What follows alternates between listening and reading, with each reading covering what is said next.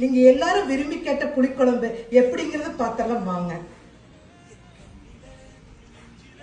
ஒரு பிடி தேங்காய், 3 ஸ்பூன் சாம்பார் தூள், பெரிய வெங்காயம் 2, 9 தக்காளி, 5 பல்லு பூண்டு, அளவான புளி அரைச்சி எடுத்துக்கோங்க. புளிக்குழம்புனாலே நல்லெண்ணெய் தான், நல்லெண்ணெய் ஊற்றிக்கலாம். வெந்தயம், கடுகுளுந்த பருப்பு,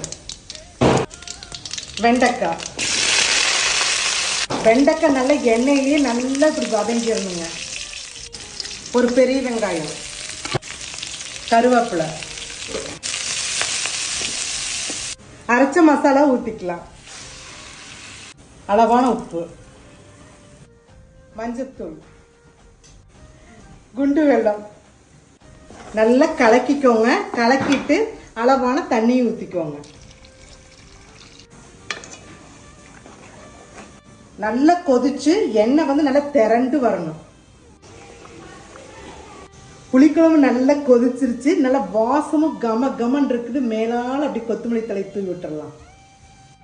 சுவையான வெண்டைக்காய் புளிக்குழம்பு ரெடி. இதே மாதிரி நீங்களும் ட்ரை பண்ணிட்டு எப்படி இருக்குன்னு கமெண்ட்ஸ்ல சொல்லுங்க.